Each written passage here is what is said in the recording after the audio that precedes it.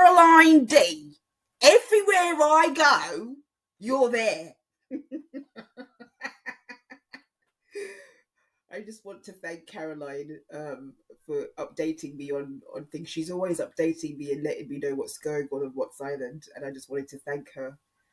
I did not want to talk about this because I want to move completely away from Watts Island drama. But I think I have to talk about this. And it's the woman at, is it Para Woman Radio? Oh God, where do I start with this? I really didn't want to talk about this, but I'm going to have my own go at it.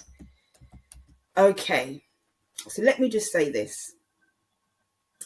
Despite the fact that Dave and I, and this is really the last time I want to ever mention him, despite the fact that Dave and I have fallen out and we're no longer friendly with each other and all the things that have happened, I think that his content should stay on Rumble. And when I say that, I mean, I don't think people should be going to Rumble, taking his content and, I mean, don't get me wrong. I'm not saying that people can't use things as fair use and comment and make commentary and analysis of it.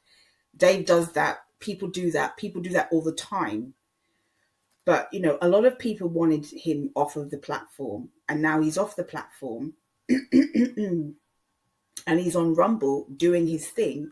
As much as I dislike him and his theories and the things, all the stuff he makes up about the Watts case, right? He's allowed to discuss the case on Rumble and not have to deal with people taking his content. And you know, he's not liked by a certain section of the community. And you know, I don't think it's, look, I dislike a lot of the things that Dave has done. There's no love lost between me and Dave, but I don't think it's necessarily proper to take his stuff from Rumble and talk about it and then have people make comments about it that are quite negative. Look, we all make mistakes. We all do things that we regret from time to time. You know, I've already told you, you know, I was well documented. I've said a lot of things about Dave over the years and everything like that, and things that I did that he's done that I disagree with. But the woman at Para Woman Radio, my heart goes out to you. I do feel empathy. However, I think your response to what he did was probably not the wisest response. You know, the groveling and the sobbing and all that kind of stuff. It's probably not the best thing to be. You know, you might be giving him what he wants. Do you know what I mean? I think that I appreciate your honesty, and I definitely will support your channel. Don't get me wrong. I appreciate your honesty. I'll support your channel. I'll look out for your channel. But I think that you didn't handle it in the best way. And I don't think the video that you put up was probably the best way to handle it. That's just my opinion. I hope things work out for you, but I think when you show yourself to be that vulnerable with somebody like him, you know, he's going to take advantage of that. But at the same time, you know, he could have done a lot worse with some of the things that, you know, has been presented in his direction. You know, he could have. You know, a lot of creators have experienced from Dave a very negative side of him, and it's well documented. We've all spoken about it from time to time, but he has the right to discuss the case, whether we agree with his views or not, or whatever he wants to make up about the case. Let's just leave that all on Rumble. Let's just leave him alone. Don't give him any more airtime. And if you're going to take anything from Rumble and put it on your channel, give him some credit.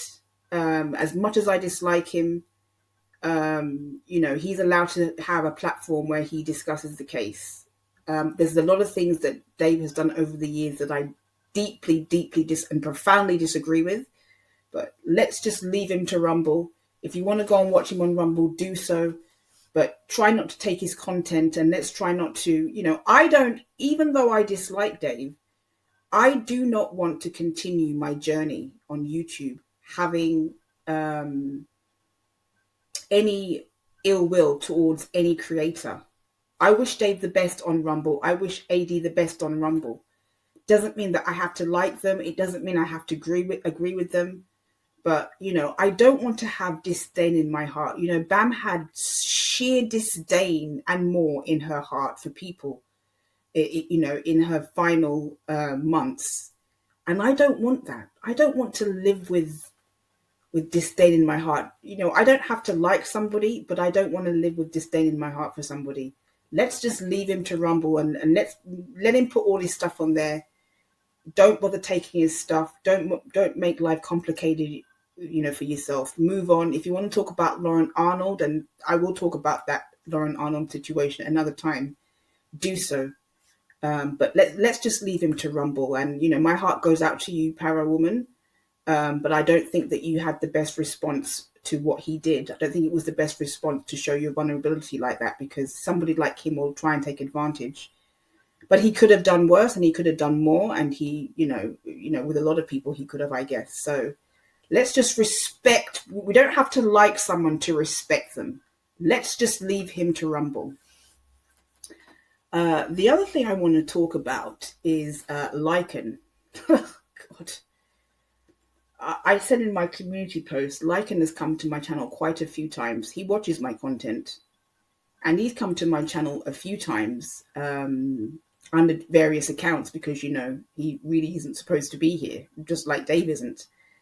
And, he's always made out that he was misunderstood, hard done by, and that, it was always somebody else's fault. Give him a chance. He's a nice guy. Support him, blah, blah, blah. But from what I've been hearing about Lycan, everything that he presented himself to be turns out that it might not be as true. I mean, the whole Tiffany situation, I never knew how complex that got. And I remember when Bam was here, she really didn't like Lycan.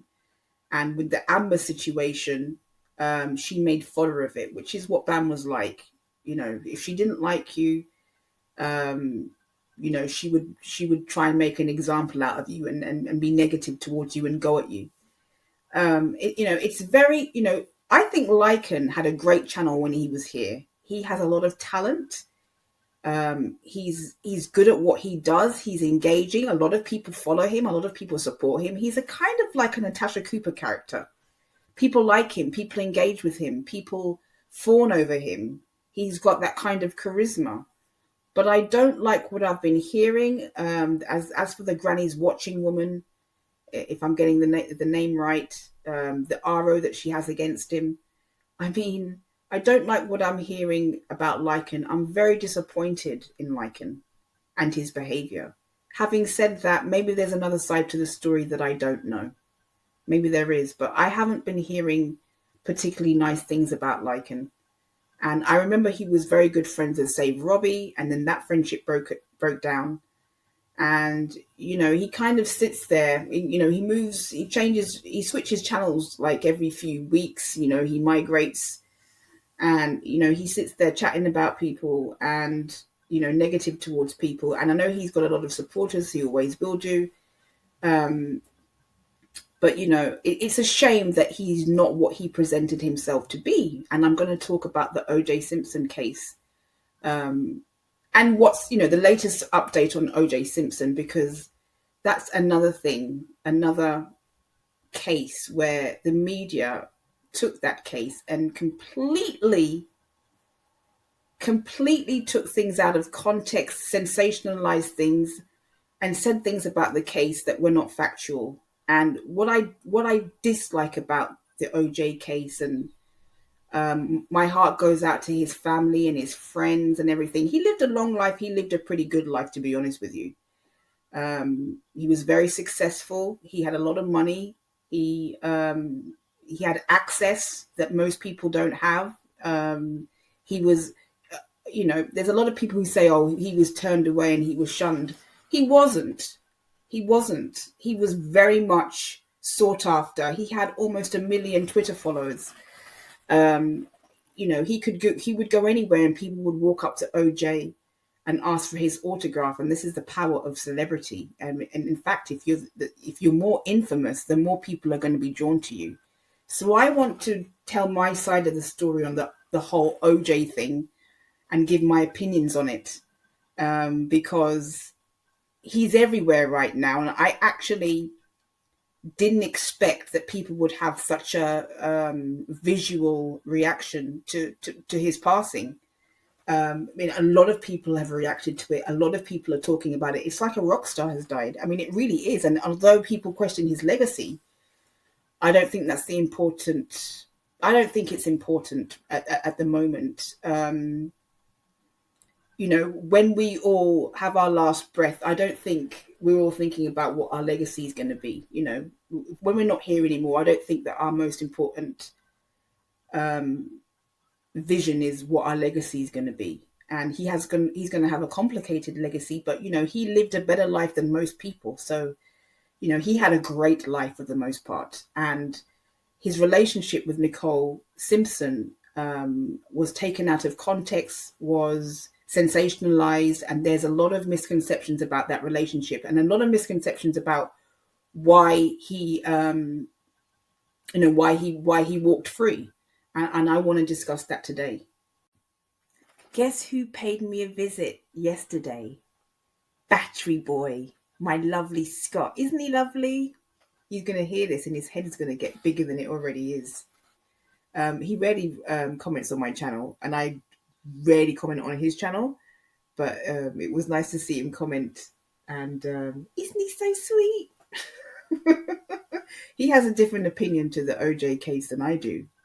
I've read every single book on the OJ case. I know it very well. And based upon all the things I read, I came to my own conclusion.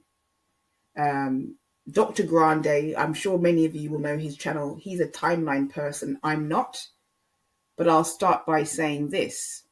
The stuff that the media has put out about OJ and Nicole's relationship is a lot of sensationalism, and they don't know the full truth. The full truth was never really put out there about the relationship.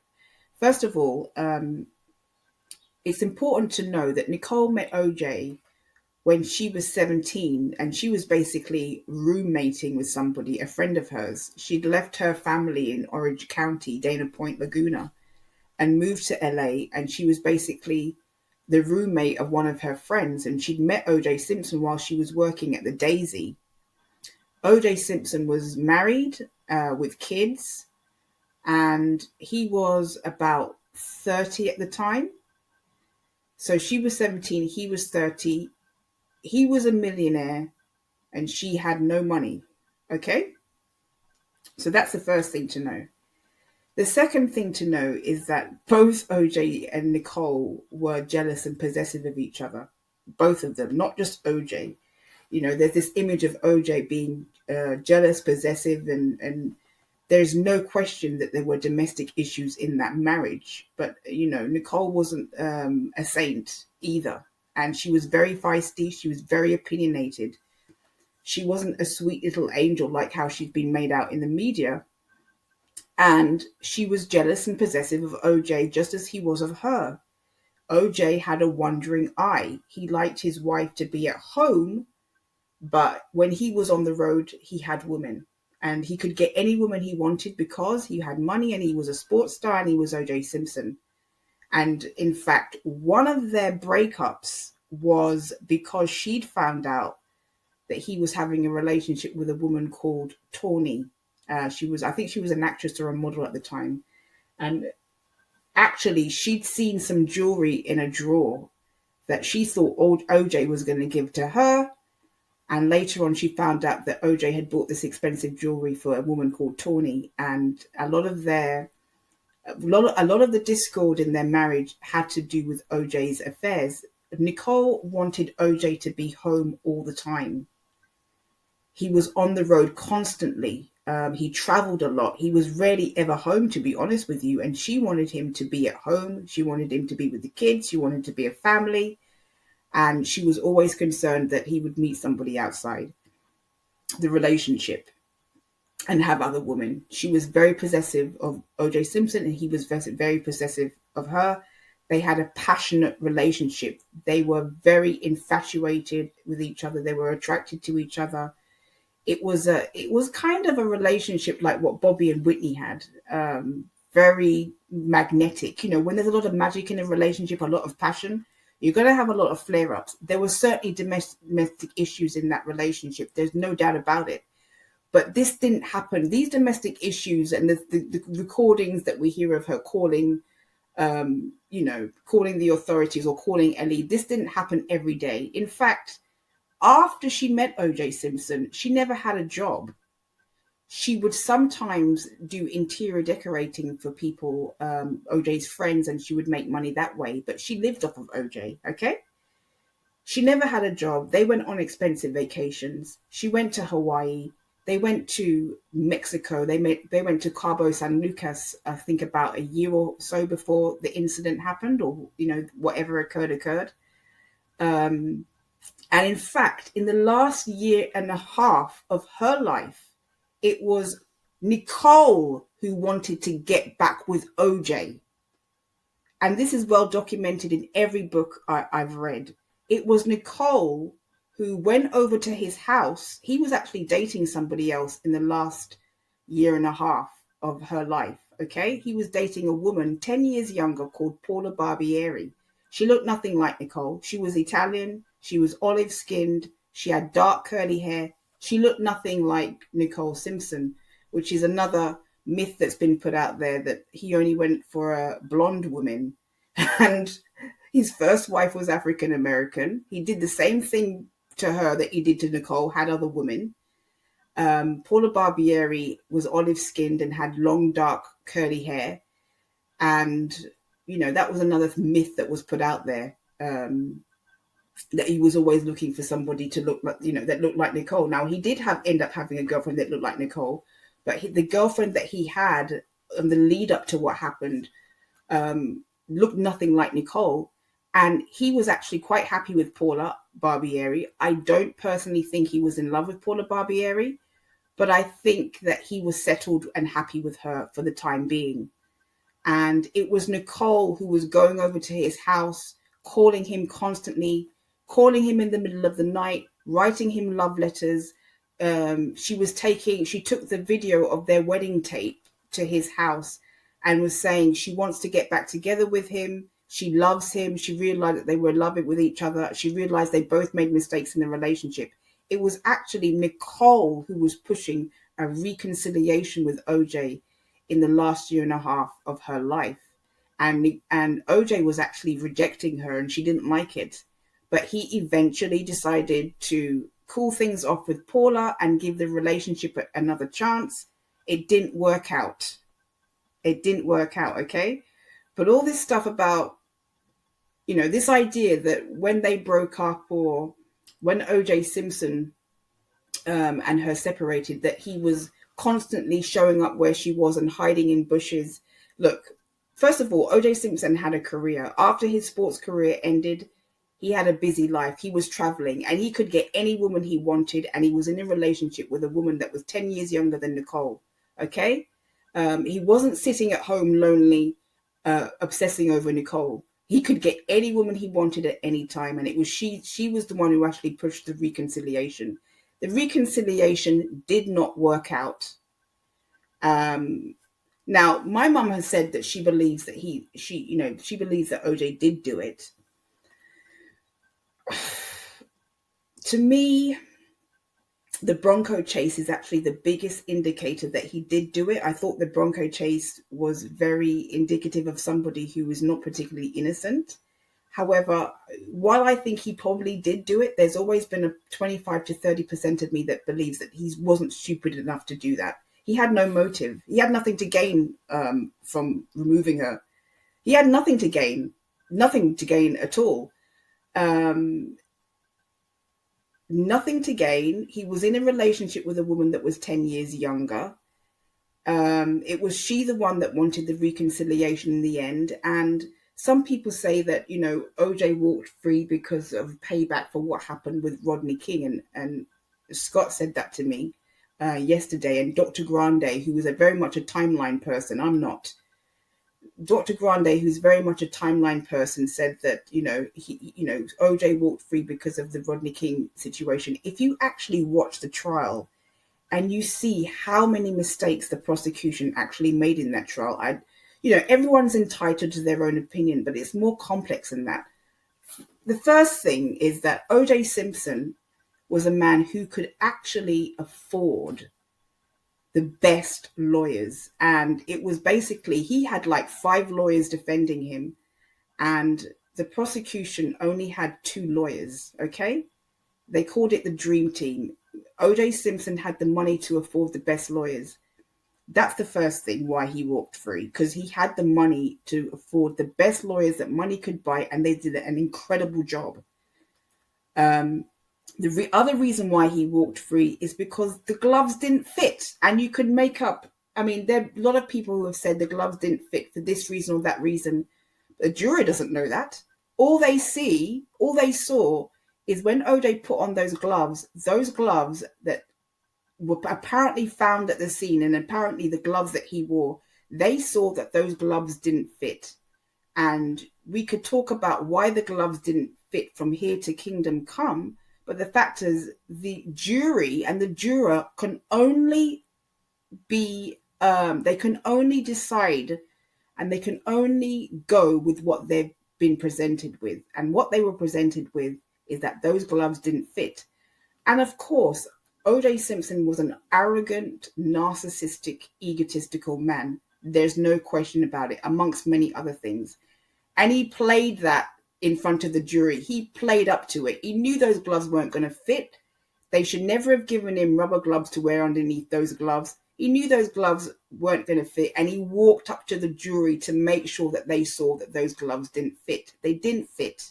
And then there's that famous line from Johnny Cochran: if the gloves don't fit, then you must acquit.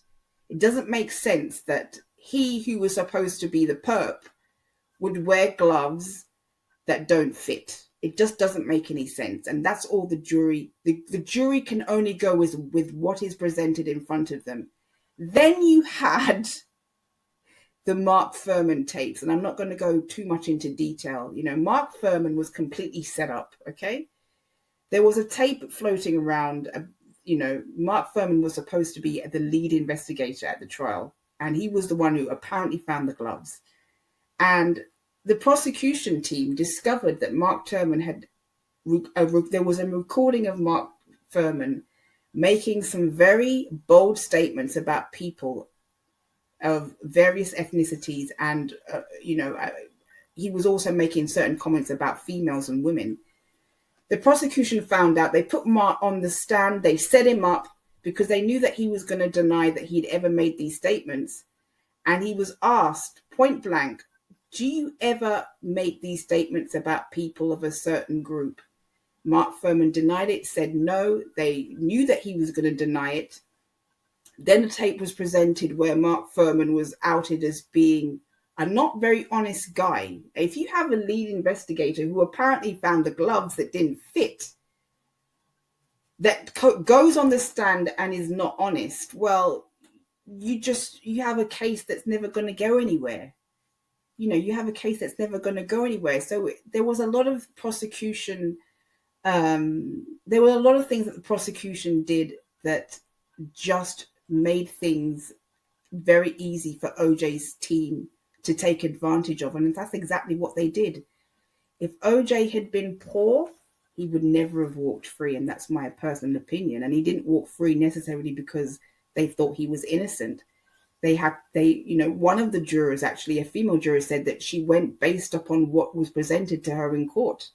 It wasn't about whether she felt in her heart that he was innocent and guilty. It was what she was presented with. And that's what you're supposed to go on.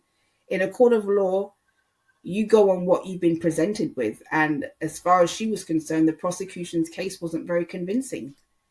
Other things about the Nicole Simpson and OJ Simpson marriage. Look, Nicole Simpson, even though she was very thrifty, she was Everyone says she was a devoted mother. That's the common thing I hear about her. She was a devoted mother. She was a good cook. She was very resourceful. She didn't waste money. But she also would sometimes, even during the separation with OJ, she would spend big money on vacations to Cabo San Lucas. She would take her friends. She would hire, she would hire the best caterers. She would stay at the best hotels. She would spend money on expensive restaurants, all on OJ's dime, because she was living off of his money.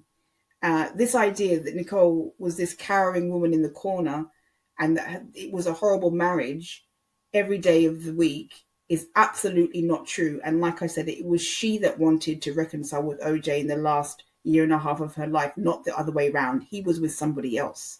She wasn't, but he was. I mean, she dated. She certainly dated. And they were both passionate about each other. They both didn't like to see each other with other people. OJ Simpson's niece wrote a book about their relationship, and it was eye-opening because the niece wasn't on OJ's side. She was very objective, and she said, yes, there were a lot of things about OJ that she didn't like, but Nicole wasn't perfect. In fact, there was an incident at the house once. Nicole Simpson was very possessive of her children. She was very protective. That's a better word. She was very protective of her children, and she had a nanny there once. Sydney, her daughter, apparently took a cushion, an expensive cushion, and put it in the pool. And the nanny said, "You're not supposed to have that cushion in the pool, Sydney." And according to OJ Simpson's niece, Nicole Simpson basically gave her the backhand. And, Nicole wasn't a sweet angel, as she's been portrayed in the media. Her and OJ had a life of luxury. They traveled the world. They had various properties. For the most part, their marriage was good. There were a few incidents in their marriage that were very bad, very negative, and that were blown out of proportion. I'm not excusing either of them. But this idea that she had a terrible life with OJ is just absolute nonsense. They had a life that most people can only dream of. Most people could only dream of. What else do I want to say? I don't believe he had any motive. And there's also two other alternative theories out there that OJ Simpson's son was apparently involved in this. I don't buy that theory at all. OJ's son, Jason, from his first marriage, and Nicole were actually very close. She loved Jason. Jason loved her. And I don't believe that there would have been a very powerful motive for Jason to have done anything to Nicole. Personally, I think he was actually quite upset about what happened. I'll tell you this because I'm kind of rambling and I've rambled way too much. But I'll say this. When OJ Simpson's niece moved to Los Angeles and she was going to college or university, OJ Simpson told her that he would pay her rent. In order to get her rent paid, she would have to go to OJ's house on Rockingham, which is a beautiful Tudor English-style mansion. Put it this way, I wouldn't exactly call it a mansion, and the niece said that it wasn't their house wasn't a mansion. I would say it was probably a Mac mansion, but a very nice house. But his niece would have to go and ask Nicole for the money to pay the rent that OJ offered to pay when she came to California and that she was studying.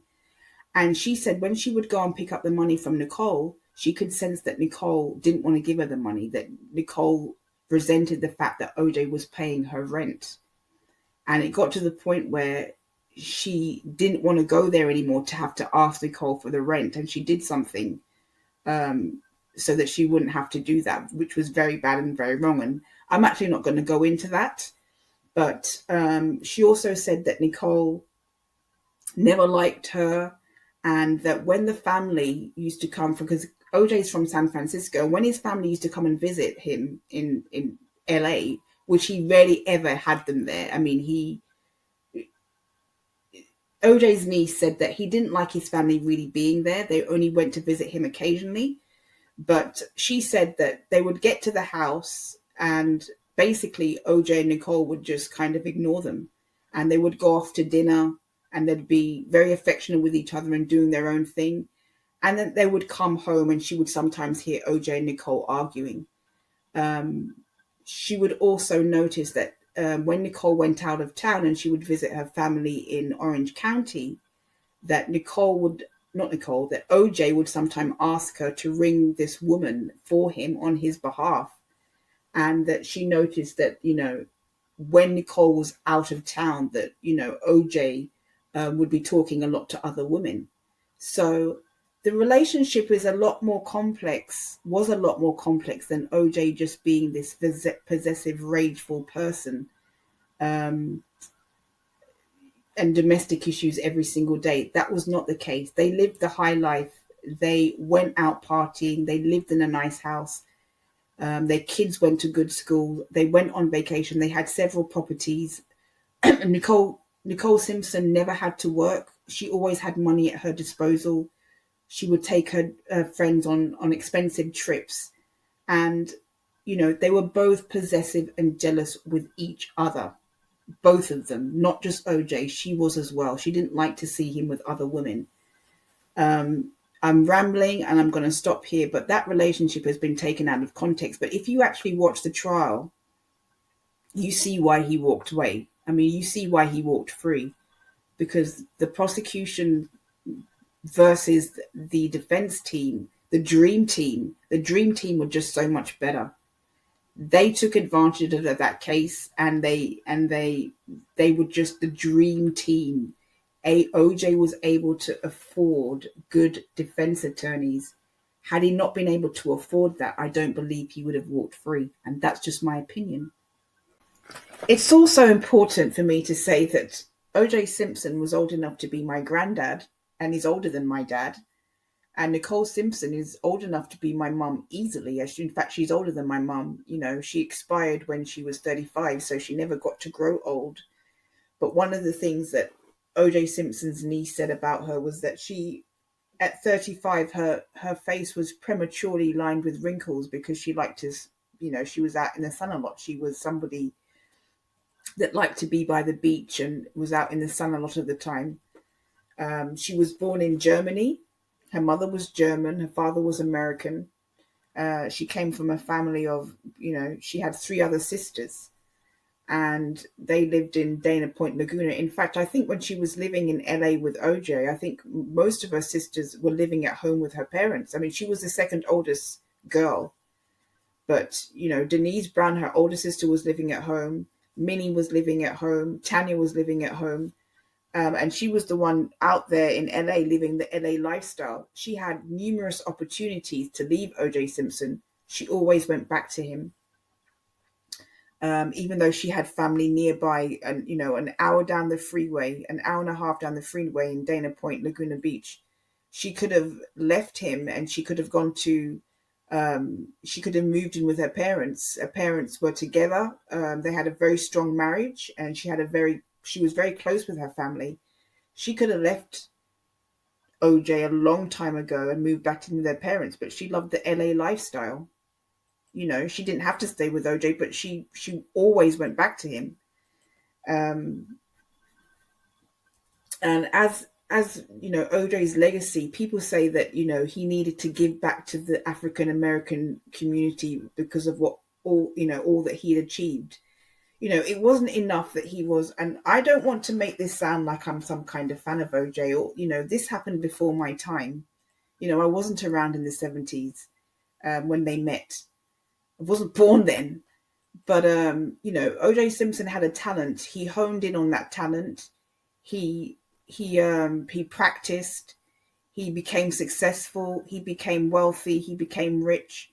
He took care of his family financially. No, he was not an all-around good person. But I'm a firm believer that none of us are just all good or all bad, and that most of us have both yin and yang in us. He didn't owe anything. He didn't owe anything to any community. No one helped him to pay his rent or his mortgage. No one helped him to build his career. He worked hard at his career, and he actually came from a disadvantaged background and became successful in life. And that's very difficult to do in America. It's very very difficult to be successful as an African American from a disadvantaged background to become successful and to live the American dream. The American dream is a lot harder to achieve than what people think. So yes, he wasn't certainly was not a saint, and I wouldn't say that he was even a good person in a lot of ways. But at the end of the day, he didn't take from society. He had a talent and he made the most out of that talent and became successful, and he was an achiever. So, my opinion of his legacy is that he had a great life. It wasn't perfect, it wasn't flawless. He had there was a lot of incidents and unfortunate incidents in his life that, he has to take responsibility for his own actions for those incidents and those times that were not so great. But at the end of the day, he didn't he didn't sit at home taking money from the government. He went out, he worked, he achieved something that most people will never achieve in their lives. It's not about me liking or disliking OJ. It's just about me giving my honest opinion of somebody who is going to have a very, our opinions of OJ is going to be different. And you're not going to agree with a lot of the things that I say, and my opinion is going to be once again unpopular. But these are my opinions, and I probably won't talk about this again. But he's all over the news every single day. Documentaries are now being put out rerun documentaries are being put out about him, and I just wanted to give an in-depth view of my opinion of the whole case and tell you what I know about the case. And I know for a fact that what's been put out there in the media about his relationship with Nicole, is not the full story. And I wanted to give you a bit more of a full story than what's been put out there.